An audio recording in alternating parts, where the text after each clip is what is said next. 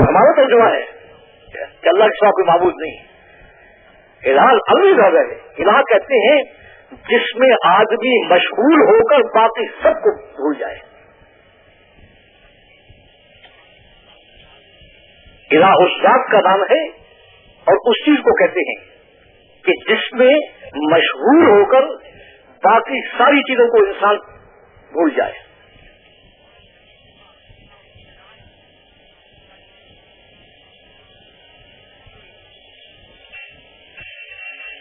अब कैसे पता लगे इंसान को, ये कैसे पता लगे कि मैं एक का बन गया हूं, यही बन गया।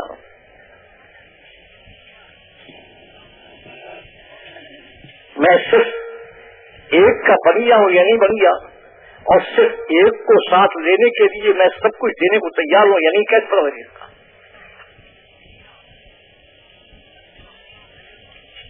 तो इसका अल्लाह ने बड़ा आसान इंतजाम कर दिया है।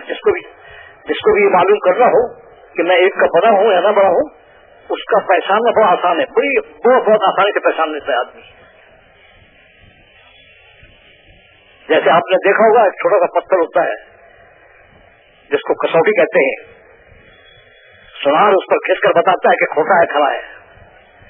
अल्लाह ने भी ईमान को परखने के लिए कि ईमान मौजूद है या नहीं, अल्लाह ने भी एक कसौटी रख रखी है। उस कसौटी का नाम है हिजरत, अल्लाह के रास्ते में निकलना। अल्लाह के रास्ते में निकलने का इरादा ही करेगा तो दिल बताएगा कि इसके ऊपर क्या चीज है, मेरे घर का क्या होगा, मेरी दुकान का क्या होगा, मेरी जमीन का क्या होगा, मेरी फला चीज का क्या होगा। वो सारा दिल जो है वो आपको बता देगा कि आप किस किस के हैं। नमाज पढ़ेंगे सब चलता रहेगा, रोजा करेंगे सब चलता रहेगा। जहां अल्लाह के रास्ते में निकलने का नाम आया फौरन दिल फौरन छाकेगा जिसका है, और ये बताएगा कि तू किसका है।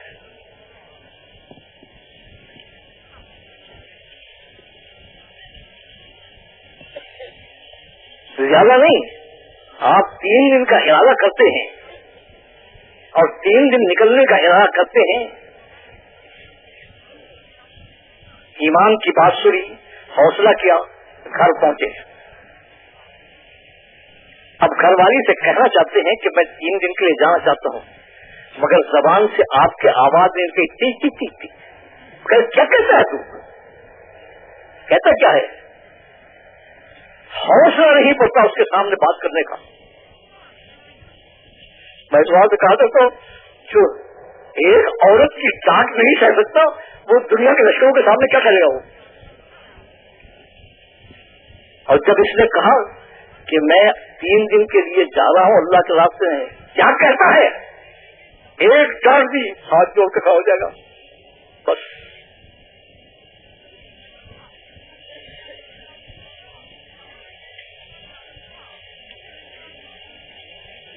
इसलिए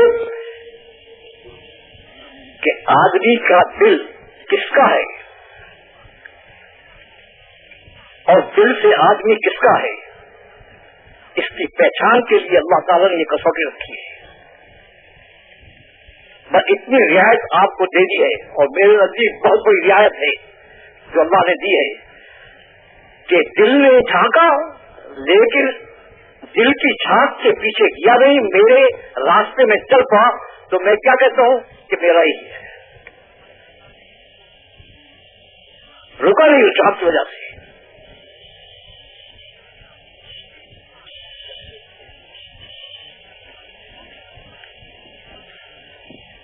इसलिए आप देखेंगे कि सहाबा किराम की जिंदगी में ईमान लाने के बाद सबसे पहली चीज जो हुई है वो हिजरत हुई है। और लोगों ने कहा कि क्या कर रहे हो, और एक जो कुछ कर रहे हैं ठीक कर रहे हैं, सबको छोड़ सकते हैं, सबको छोड़ सकते हैं, उसको नहीं छोड़ सकते।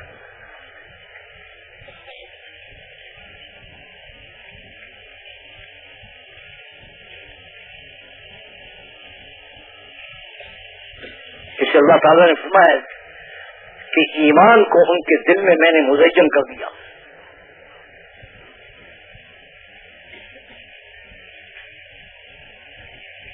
اور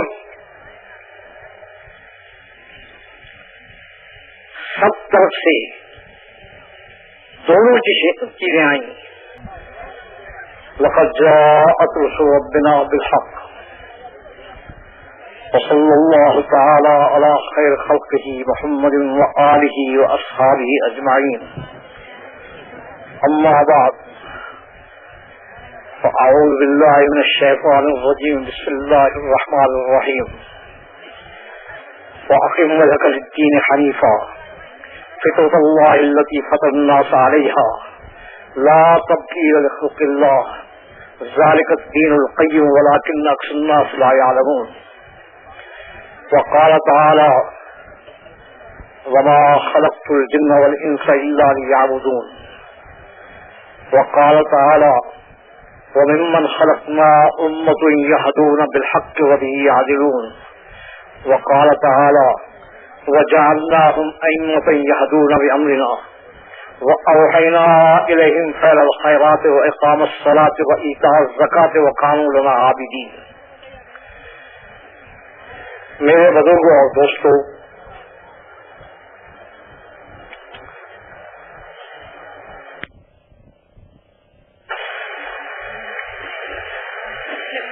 ہر ذی عقل انسان جب کوئی کام کرتا ہے تو اس کے سامنے اس کام کا مقصد بھی ہوتا ہے اور اس کام کے لیے وہ محنت بھی کرتا ہے.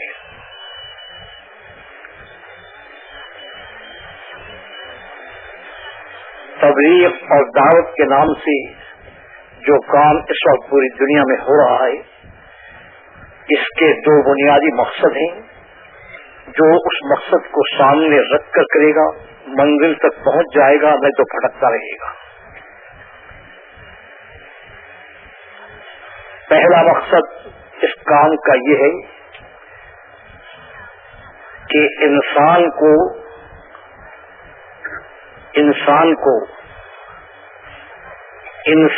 بن کر زندگی گزارنے کا جو نظام اللہ نے مقرر کیا ہے، اس نظام پر زندگی گزارنے کے لیے انسان کو تیار کیا جائے.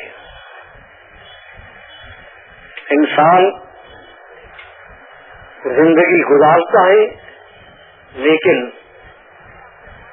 جب انسان بن کر زندگی نہیں گزارتا تو اوپر سے آفات کی، پریشانیوں کی، مصائب کی بارش ہو جاتی ہے. تو اس کا ایک مقصد تو یہ ہے کہ انسان کو تیار کیا جائے کہ وہ انسان بن کر زندگی گزارے، اور انسان بن کر زندگی گزارنے کا نظام اس کے خالق اور مالک نے خود متعین کیا ہے. اس میں کسی سے پوچھنے کی ضرورت نہیں ہے. اس نے خود نظام بنایا ہے، انسان کو بھی بنایا ہے، اور انسان بن کر زندگی گزارنے کا نظام بھی اس نے خود مقرر کیا ہے. دوسرا مقصد یہ خیر امت جس کو انتخاب کیا گیا تھا تمام امتوں میں سے کہ یہ امت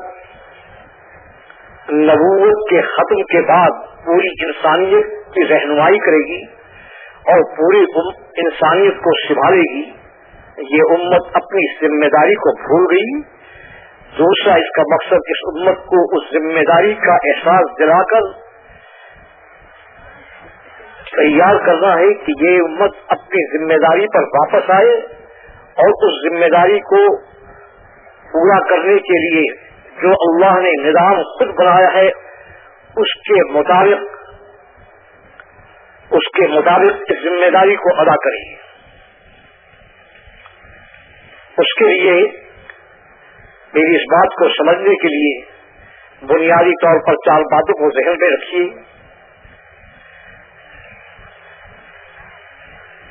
پہلی بات یہ ہے جس کو قرآن کریم میں اللہ نے وضاحت سے فرما دیا ہے کہ یہ دین دین انسان کی انسان بن کر زندگی گزارنے کا واحد راستہ ہے. دین انسان کی زندگی کا نام ہے، دین کوئی اور چیز نہیں ہے. انسان کی جو فطرتی زندگی ہے اس کا نام دین ہے. اگر یہ دین کے مطابق زندگی گزارنا ہے تو اللہ کے نزدیک یہ انسان شمار ہوتا ہے. اس کے لیے سارے انعامات جو انسان کے لیے اللہ نے مقرر کیے ہیں دنیا میں اور آخرت میں، وہ سب اس کو دیے جاتے ہیں بشرطے کہ یہ اپنی زندگی پر ہو. اور اللہ رب العزت نے بتا دیا ہے کہ تمہارا دشمن قسم کھا کر آیا ہے کہ میں اس انسان کو اپنی زندگی گزارنے کے لیے بالکل موقع نہیں دوں گا. اس کو کہ یہ انسان بن کر زندگی گزارے اس کا بالکل موقع نہیں دوں گا. اس کو تیار کروں گا کہ وہ اپنی زندگی چھوڑ کر میری شیطان والی زندگی اختیار کر لی.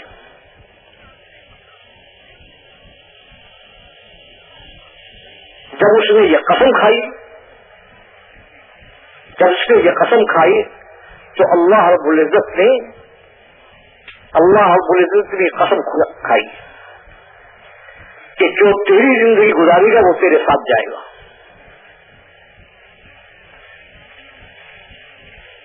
جو تیری والی زندگی گزارے گا وہ تیرے ساتھ جائے گا.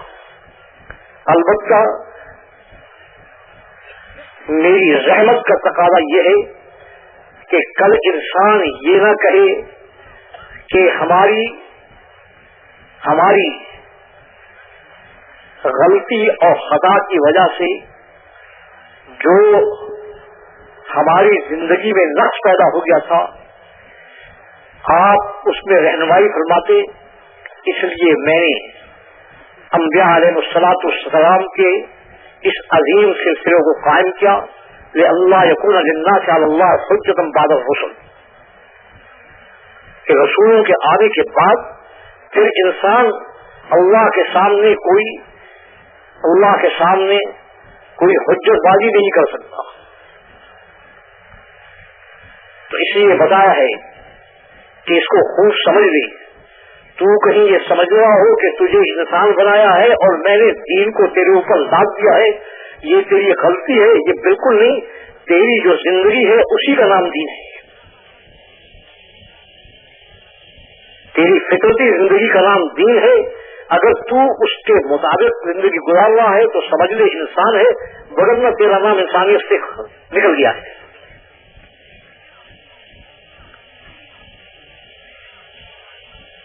البتہ اگر تو شیطان کے یا نفس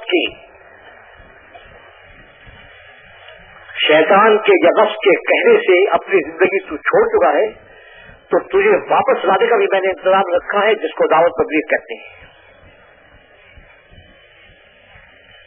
اس لیے دین یہ کوئی اور چیز نہیں ہے، انسان کی زندگی کا دام ہے. اقیم وجہ دین حنیفہ فطرۃ اللہ التی فطر الناس علیہا.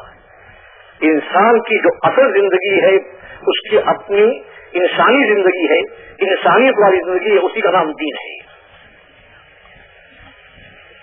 اور اگر اپنی زندگی چھوڑ کر یہ ادھر یا ادھر چلا جائے تو اس کو دوبارہ اپنی زندگی پر لانے کے لیے جو نظام اللہ نے خود بنایا ہے اس کا نام دعوت دین ہے. دین کے دو حصے ہیں.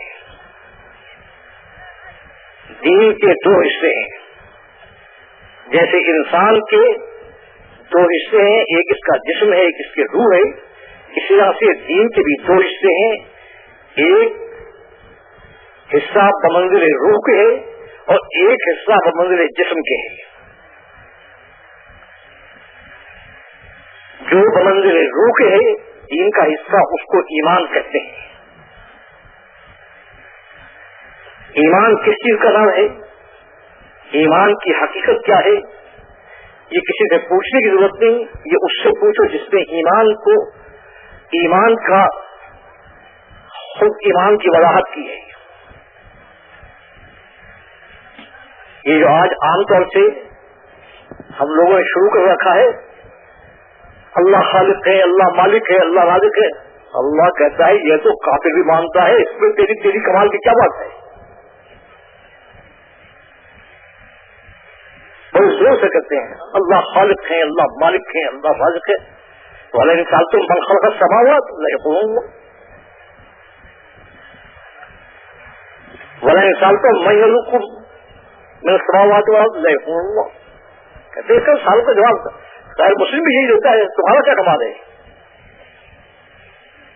اللہ خالق ہے، مالک ہے، یہ ایمان کی حقیقت نہیں ہے۔ ایمان کی حقیقت یہ ہے کہ جب پوری کائنات کا مالک خالق ایک ہے تو یہ انسان دل سے اس کو تسلیم کرے کہ میں صرف تیرا ہوں، کسی کا نہیں۔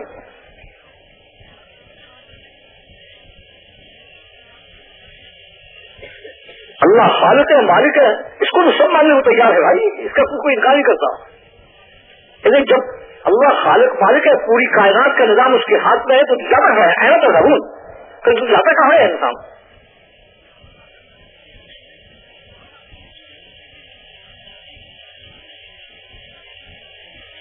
اللہ رب العزت کیا کہتے ہیں کہ اگر تیرے دماغ میں بات نہیں سماتی تو پھر امام انسانیت سیدنا ابراہیم علیہ السلام سے پھر ایمان کو سیکھ، ایمان کی حقیقت ہوتی سب جائیں گے۔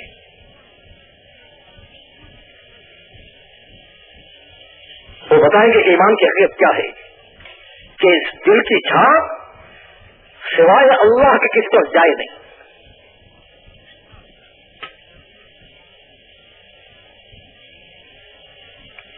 یہ دل اس طرح سے اللہ کو پہچان دے کہ یہ سمجھ لے کہ کسی کے ہاتھ میں کچھ ہے نہیں تو میں جاؤں کسی کے پاس کیوں؟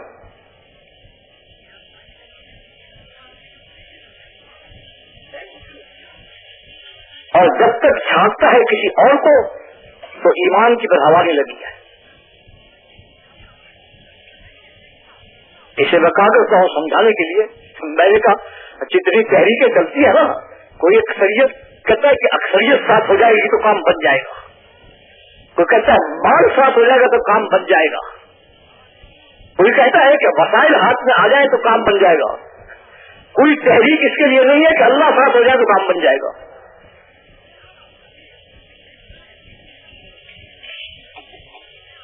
معیت الہی جو ایمان کی بنیاد ہے کہ میں صرف اس کو ہوں، اس کو ساتھ لے کر چلوں گا، اس کا ذہن سے تصور ایسا ختم ہوا ہے کہ کافر ہو، مسلمان ہو، عالم ہو، غیر عالم ہو، سب کا دماغ سے بالکل یہ ذہن سے نکل گیا ہے کہ اصل چیز وہ اللہ کو ساتھ لینا ہے۔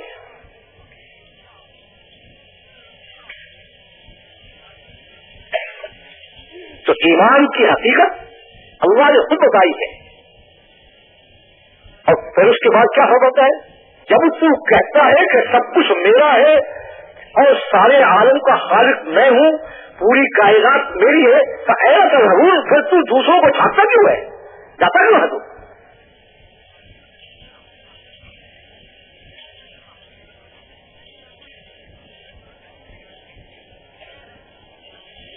اب جو حضرت موسیٰ علیہ السلام کو فرعون نے وہ بات کہی جو حکومت والے کہا کرتے ہیں، ان بیچارے حکومت والوں کے پاس جو ہے اور تو کچھ ہوتا نہیں، دو ہی چیزیں ہوتی ہیں، آج عالم نے کبھی مسجونی کہ میں جیل خانے میں ڈلوا دوں گا، جیل خانے میں ڈلوا دوں گا۔ حضرت موسیٰ علیہ السلام نے کہا ہمت کر،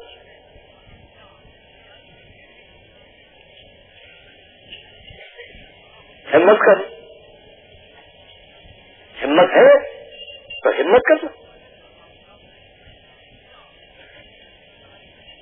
اور کیوں کہا؟ اس لیے کہ جب اللہ نے کہا اذهبا الى فرعون انه طغى، تو حضرت موسیٰ علیہ السلام نے عرض کیا کہ آپ مجھے بھیج تو رہے ہیں، وہ تو ظالم اور جبار ہے، آدمی کو لٹا کر اس کے اندر کیڑے ٹھوک دیتا ہے، فرعون کے اوتاد آپ اس کے پاس بھیج رہے ہیں. قال لا تخافا، ڈرو نہیں، میں بھیج نہیں رہا، اننی معکما، میں ساتھ چل رہا ہوں. ہمارے نزدیک اللہ کی معیت کوئی چیز ہے ہی.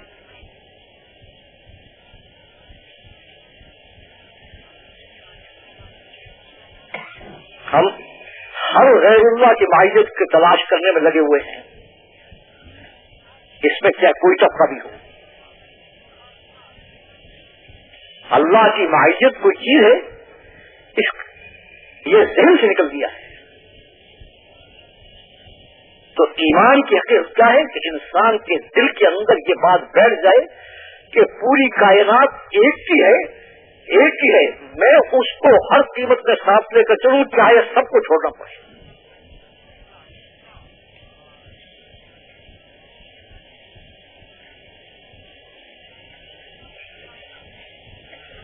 وہ ایک ساتھ آ جائے، چاہے سب چلے جائیں، کام بن جائے گا.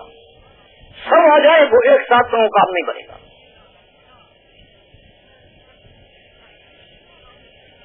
اسے فرمایا ابراہیم مربوب کلمات فاتمہن قال انی جاعلک للناس اماما،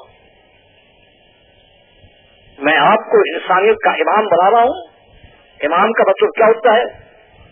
نماز میں امام سجدے میں ہو، آپ کھڑے ہوئے ہو، امام رکوع میں ہو، آپ بیٹھے ہوئے ہو، کیسے چلے گا کام؟ انی جاعلک للناس، پوری انسانیت کے آپ امام ہیں. قیامت میں آپ کو سامنے کھڑا کر کے کہا جائے گا کہ جو ان کی ترتیب اور طریق پر ہے وہ انسان ہے، باقی انسان نہیں ہے. اس لیے بعض مفسرین نے یہ لکھا ہے، میں اس میں ایک دفعہ پڑھ کر گھبرا گیا کہ کوئی انسان دوزخ میں نہیں جائے گا. مجھے اس پر تعجب ہوا جب آگے پڑھا تو انہوں نے لکھا کہ انسان کے لیے دوزخ بنائی نہیں گئی ہے. وہ تو انسان جب انسانیت پر نہیں ہوگا تو وہ کباڑ کو جلانے کے لیے اللہ نے جگہ رکھی ہے.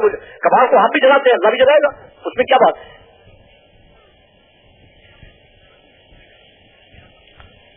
تو میں نے عرض کیا ہے کہ دین کے دو حصے ہیں. پہلا حصہ بمنزل روح کے ہے، اور وہ کیا ہے؟ ایمان باللہ. ایمان باللہ اس کو نہیں کہتے کہ ہم کہتے اللہ ایک ہے، اللہ خالق اللہ، اس کو نہیں کہتے. ایمان باللہ کا مطلب یہ ہے کہ انسان کے دل میں یہ بات آ جائے اور یہ جم کر آ جائے، اس میں کوئی تردد، کوئی دو چیز باقی نہ رہے کہ ساری کائنات کا خالق اور مالک وہی ہے، وہ میرا مطلوب اور مقصود ہے، اور میں صرف اس کا بن کر چلوں گا، کسی کا نہیں چلوں گا. اب یہ کلمہ جو پڑھتے ہیں لا الہ الا اللہ، اس کا بڑی آسانی سے آپ لوگ ترجمہ کرتے ہیں اللہ کے سوا معبود نہیں. الہ معبود تو تھوڑی کہا جاتا ہے، عربی زبان کا لفظ ہے. یہ تو ہمارا ترجمہ ہے کہ اللہ کے سوا کوئی معبود نہیں. الہ عربی لفظ ہے. الہ کہتے ہیں جس میں آدمی مشغول ہو کر باقی سب کو بھول جائے. الہ اس ذات کا نام ہے اور اس چیز کو کہتے ہیں کہ جس میں مشغول ہو کر باقی ساری چیزوں کو انسان بھول جائے.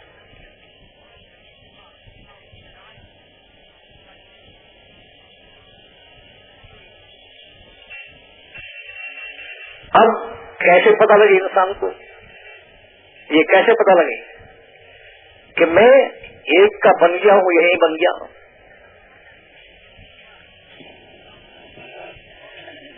میں صرف ایک کا بن گیا ہوں یا نہیں بن گیا، اور صرف ایک کو ساتھ لینے کے لیے میں سب کچھ دینے کو تیار ہوں یا نہیں، کیسے پتہ لگے اس کا؟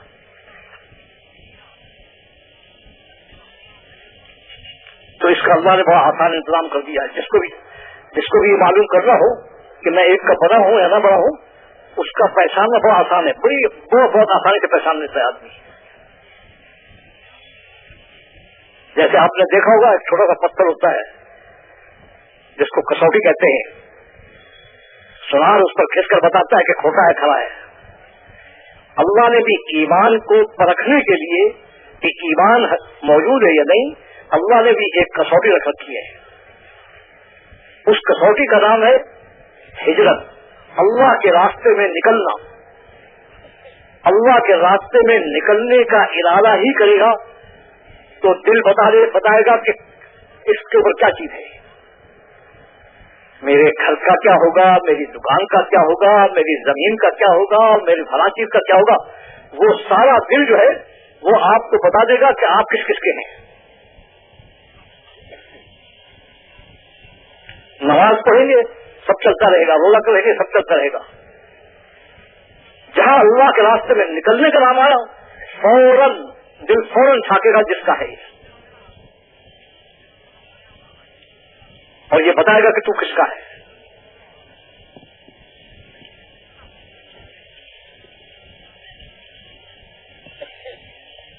ज्यादा नहीं, आप 3 दिन का इरादा करते हैं और 3 दिन निकलने का इरादा करते हैं।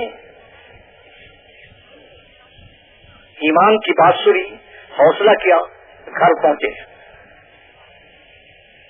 अब घरवाली से कहना चाहते हैं कि मैं 3 दिन के लिए जाना चाहता हूं, मगर जबान से आपके आवाज में टी क्या कहता है तू, कहता क्या है। हौसला नहीं पड़ता उसके सामने बात करने का। मैं इस बात से कहा था, जो एक औरत की डांट नहीं सह सकता वो दुनिया के लश्करों के सामने क्या करेगा वो। और जब इसने कहा कि मैं 3 दिन के लिए जा रहा हूं अल्लाह के रास्ते में, क्या कहता है, एक डांट दी हाथ जोड़ के खड़ा हो जाएगा बस।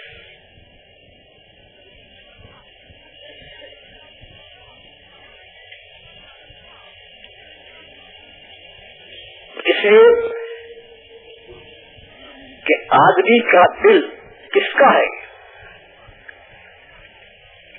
और दिल से आदमी किसका है, इसकी पहचान के लिए अल्लाह ताला ने ये कसौटी रखी है। बस इतनी रियायत आपको दे दी है, और मेरे नजदीक बहुत बड़ी रियायत है जो अल्लाह ने दी है कि दिल ने झांका लेकिन दिल की झांक के पीछे किया नहीं, मेरे रास्ते में चल पड़ा। तो मैं क्या कहता हूं कि मेरा ही है, रुका नहीं उस झांक की वजह से।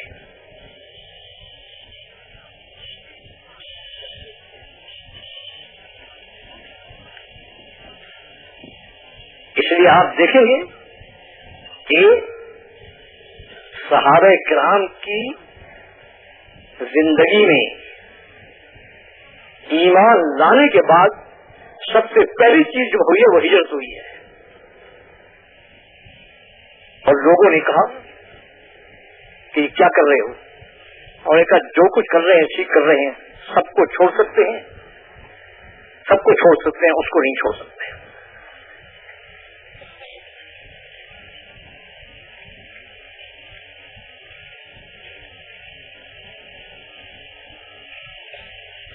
इससे अल्लाह ताला ने फरमाया कि ईमान को उनके दिल में मैंने मुज़य्यन कर दिया।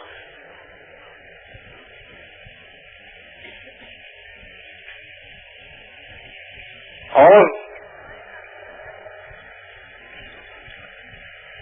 सब तरफ से दोनों चीजें आई, तकलीफें भी आई और लालच भी आई। लेकिन उन्होंने एक ही बात कही, क्या बात, कि हम सब कुछ बर्दाश्त कर सकते हैं, लेकिन जो हमारा मकसूद और मतलूब है वो अल्लाह की जात है, हम उसको किसी कीमत पर छोड़ नहीं सकते।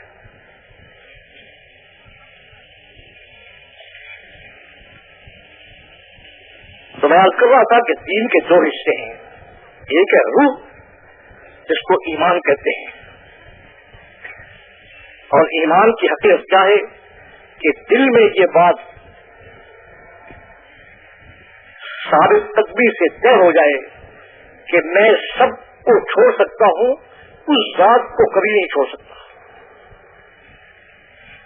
میرے مسائل، میرے حاجات جو بھی پیش آئیں گے میں سیدھا اس کے پاس جاؤں گا.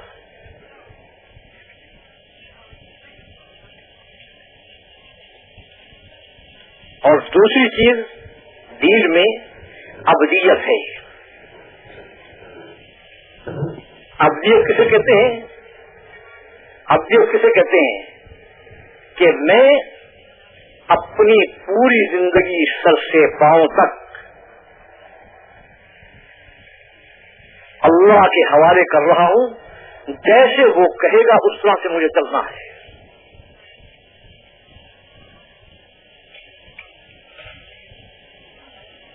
آج جو چھٹی بنا رکھی ہے سب نے، شکر نماز روزہ پڑھ لو بس یہ ہو گیا. مطالبہ ابدیت کا ہے.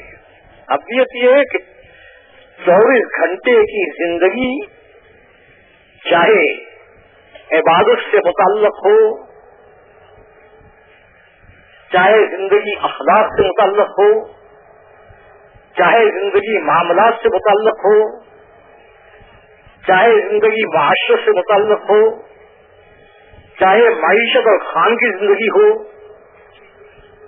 اس میں انسان یہ طے کرے کہ میں نے ہر شعبے کے اندر اللہ کے حکم کو، اللہ کے حکم کے مطابق چلنا ہے.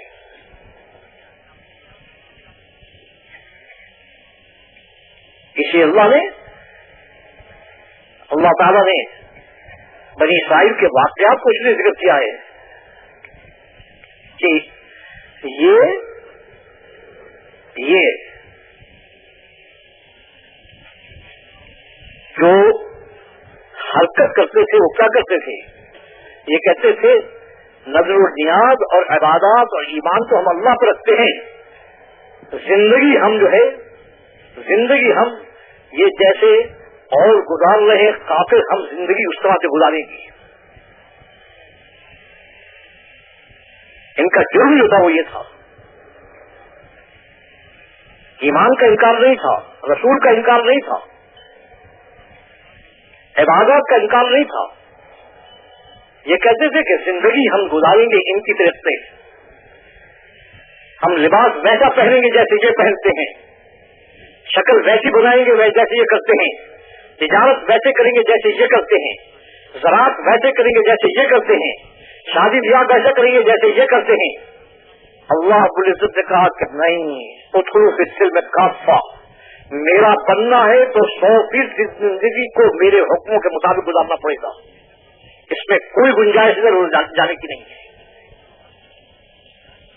اور جب انہوں نے نہیں مانا تو اللہ کہتے ہیں کہ ایسے لوگوں کو جو کہتے ہیں کہ ہم ایمان والے ہیں، جو کہتے ہیں کہ ہم اللہ سے تعلق رکھنے والے ہیں، جب غیر مسلموں کی زندگی اختیار کرتے ہیں تو میں نے ضابطہ بنایا ہے کہ پھر ان لوگوں کو ان غیر مسلموں کے ماتحت بنا دیتا ہوں اور ان کو کہتا ہوں کہ ان کی خوب پٹائی کرو، جتنا بھی مار سکتے ہو مارو، ان کو ذلیل و خوار کرو جتنا کر سکتے.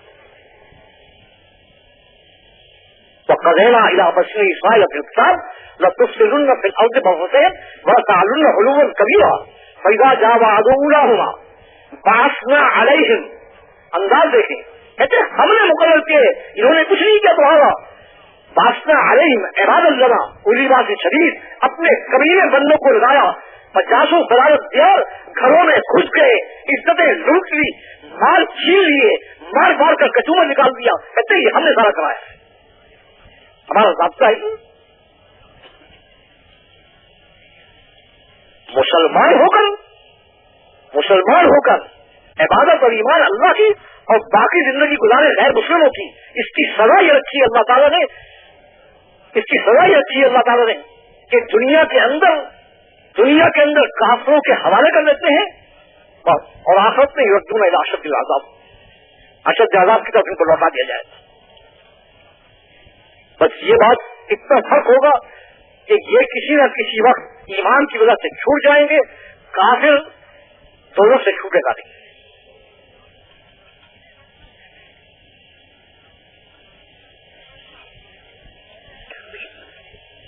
حضرت مفتی شفیع صاحب مفتی اعظم پاکستان اس کو بیان کر رہے تھے ایک دفعہ اس چیز کو، تو وہ چیف جسٹس صاحب بیٹھے ہوئے تھے، انہوں نے حضرت اتنی بڑی سخت سزا، اتنی بڑی سزا ہونے کا ملاوٹ والوں کو روز سزا نہیں دیتے؟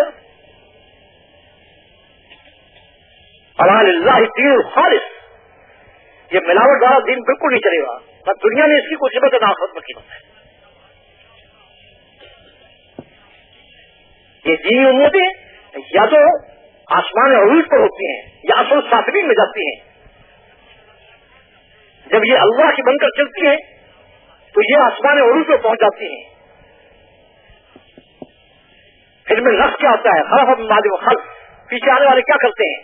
پیچھے آنے والے کہتے ہیں جو حرکت کرتے ہیں وہ کیا کرتے ہیں کہ وہ زندگی غیر مسلموں کی اختیار کر لیتے ہیں۔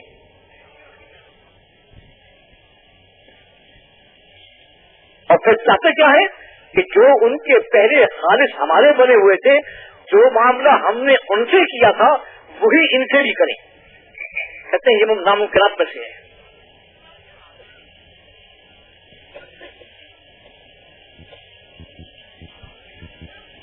اس سے فرمایا اصول کے سلم کافہ، اگر دنیا اور آخرت میں کچھ لینا ہے تو پھر پورے اسلام میں آؤ۔ یہ نہیں ہے کہ ایمان کا، عبادات کا اسلام اور باقی سارے کفر کے طریقے ہیں۔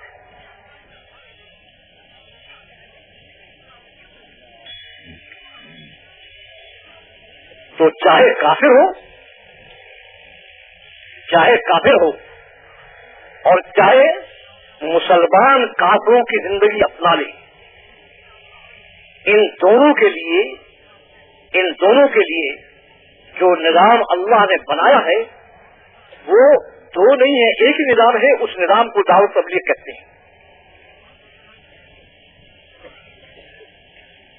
اس لیے کافروں کو اسلام میں لانے کے لیے جو انبیاء بھیجے گئے ہیں کافروں کی طرف، ان کی تعداد بہت کم ہے۔ جو مسلمان امتیں کافروں کی زندگی اختیار کر کے کافروں کے نرغے میں پھنس کر مصیبت میں گرفتار ہوتی تھی، ان کو نکالنے کی ایک بہت بڑی تعداد ہے انبیاء کی۔ کافروں کو اسلام میں لانا ہو تب بھی وہی چیز ہے، اور مسلمان کافروں کی زندگی اختیار کرنے، شکلیں ان کی، لباس ان کے، تجارتیں ان کی، زراعتیں ان کی، حکومتیں ان کی، جب ان کے طریقے اختیار کرنے تو ان کو اس کافرانہ زندگی سے نکالنے کے لیے بھی اللہ نے راستہ ایک ہی رکھا ہے، دو نہیں رکھے۔ اس نظام کو نظام دعوت و تبلیغ کہتے ہیں۔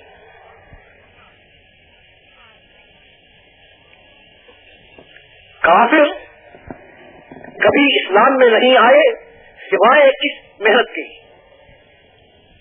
اور کافرانہ زندگی اختیار کرنے والے مسلمان کبھی نہیں نکلے اس ذلت و خواری کی زندگی سے جس میں وہ پھنسے ہوئے رہے سوائے اس محنت کی۔ پر اس میں اتنی بات سمجھ لینی چاہیے کہ دین کا مطالبہ اللہ کا ساری انسانیت سے ہے کہ اپنی زندگی پر چلو، لیکن انسان کو انسانی زندگی پر لانے کے لیے دعوت دین اور تبلیغ دین کی محنت جو ہے اس کا مطالبہ ساری انسانیت سے نہیں ہے، کہ ساری انسانیت سے اس کا مطالبہ نہیں کیا اللہ نے، اس کا نظام براہ راست اپنے ہاتھ میں رکھا ہے۔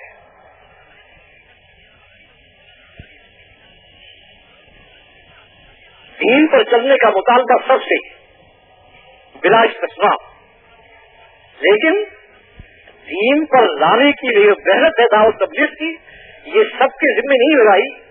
اس کے لیے اللہ نے انتخاب کیا، استبینا ہو ان کا انتخاب کیا۔ ہر زمانے کے اندر کہتے ہیں ہم نے ہر زمانے میں ہر امت کی رہنمائی کے لیے انتخاب کیا، پوری مخلوق میں سے ان انسانوں کا جو ان کی رہنمائی کریں۔ ان انبیاء کو ان کو انبیاء اور رسل کہا جاتا ہے۔ دعوت کا کام ساری انسانیت کے ذمہ نہیں لگایا، اس کے لیے انتخاب کیا ہے اللہ نے.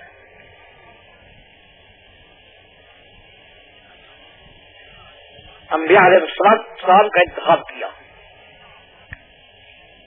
یہ ساری انسانیت کے ذمہ نہیں ہے. دین ساری انسانیت کے ذمہ ہے. دین پہ نہیں چلے گا تو انسانی شمار نہیں ہوگا، ختم ہو جائے گا. دین پر لانے کے لیے محنت، اس کے لیے اللہ نے انتخاب کیا. یہ سلسلہ سیدنا آدم علیہ السلام سے لے کر امام الانبیاء خاتم الرسل سید المرسلین حضرت محمد صلی اللہ علیہ وسلم تک آپ کو پوری تاریخ انسانیت پہ نظر آئے گا.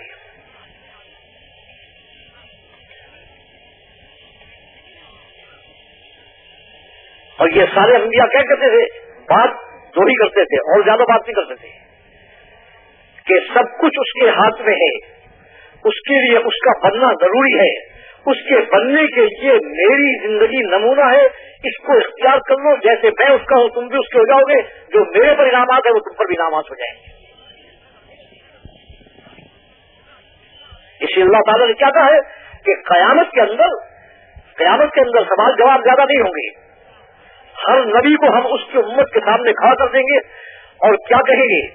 فرشتوں سے کہیں گے جس نے دنیا میں زندگی اپنے نبی کے مطابق گزاری ہے وہ میرے مہمان ہیں، ان کو اس جنت میں لے جاؤ میرے مہمان خانے میں. جنہوں نے نہیں گزاری یہ کباڑ ہیں، ان کو جلانے کے لے جاؤ. حضور اکرم صلی اللہ علیہ وسلم کہتے ہیں وہاں انسان سر پیچھے کر کے کیا ہو گیا.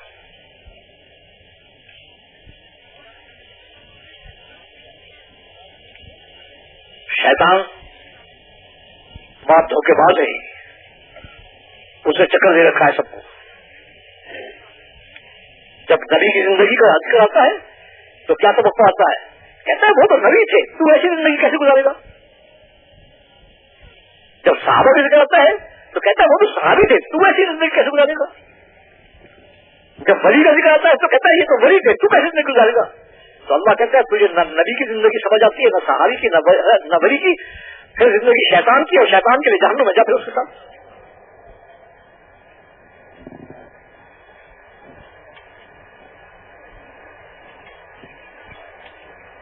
کہتے ہیں ہم نے انسان کو اس دنیا میں بھیجا اس لیے ہے کہ یہاں فیصلہ ہونا ہے اس کا کہ یہ کس کی زندگی گزار کر آ رہا ہے.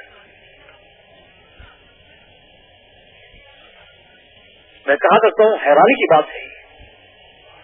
بات ہے، عقل سوچتی ہے تو جواب نہیں دے سکتی کہ ایک تحصیلدار کی پیشی، ایک مجسٹریٹ کی پیشی، اس کا غم، اس کی تیاری اس کا کتنا ہے. حاکم الحاکمین کی ہاں کی پیشی ہے، اس کے سامنے کھڑا ہونا ہے، اس کا غم ہی نہیں.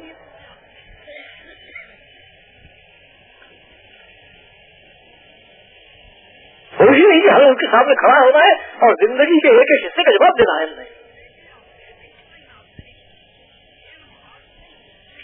اسے قرآن میں بتایا گیا ہے وقال الشیطان لما قضی الامر، کہ جس وقت لوگوں کو جہنم میں لے جانے کا فیصلہ ہو جائے گا تو لوگ اس شیطان کا گھیرا دیں گے، کہیں گے کمبخت تو نے اپنے آپ کو بھی برباد کیا، ہمیں کو بھی برباد کیا. کہتا بہت چالاک ہے، کیا کہے گا کہ اللہ نے وعدہ حق کیا تھا، نبی تمہارے پاس بھیجے تھے، تم پاگل تھے کہ میری زندگی پر چلے، کیوں نہیں ان کی زندگی اختیار کی تمہیں؟ آج مجھ کو پکڑتے ہو، اور جب میری زندگی تم نے وہاں اختیار کی ہے تو ٹھیک ہے، جہاں میں جا رہا ہوں میرے ساتھ چلو. اور ادھر اللہ کی جناب میں ہاتھ کیوں کے کھڑا ہو جائے گا. ان وعدہ کا حق، آپ کا وعدہ سچا ہے کہ جو تیری والی زندگی گزارے گا. تیری والی زندگی کون سی ہے؟ حکموں کو توڑ کر زندگی کو اپنے نفس کے مطابق اللہ کے حکموں کے خلاف چلانا، یہ شیطان کی زندگی ہے. جو اس زندگی کو لے جائے گا وہ شیطان کے ساتھ جائے گا.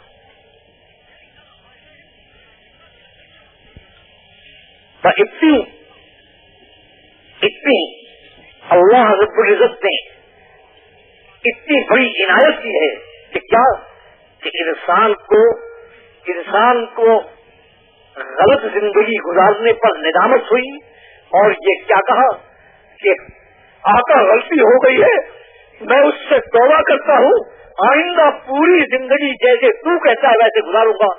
تو کہتے ہیں میں اس کے نامہ اعمال سے اس کے سارے گناہوں کو ایسے مٹا دیتا ہوں جیسے کہ آج اپنی ماں کے پیٹ سے پیدا ہوں.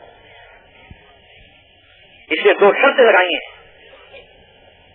یہ آپ کو چکر دے رکھا نا کہ اللہ تعالیٰ غفور رحیم، اللہ غفور رحیم ہے، اس نے ضابطہ بتایا ہے. ثم ان ربک للذین عملوا السوء بجہالۃ ثم تابوا من بعد ذلک واصلحوا ان ربک من بعدها لغفور رحیم. بھول چوک کے غلطی کو یہ ہوش آیا ہے، اس کے بعد اس زندگی سے توبہ کی ہے، معافی مانگی ہے، تو اصلحوا اور آئندہ زندگی ٹھیک گزاری ہے. ان ربک من بعدها لغفور رحیم. یہ جو مغفور رحیم ہے یہ کھلی چھٹی نہیں ہے، اس کے بعد مغفرت کا مسئلہ ہے. وہ شیطان چکر دیتا ہے. اللہ غفور رحیم ہے، ڈٹ کر اللہ کے خلاف جو کرتا ہے کر، پاگل بنا رکھا ہے.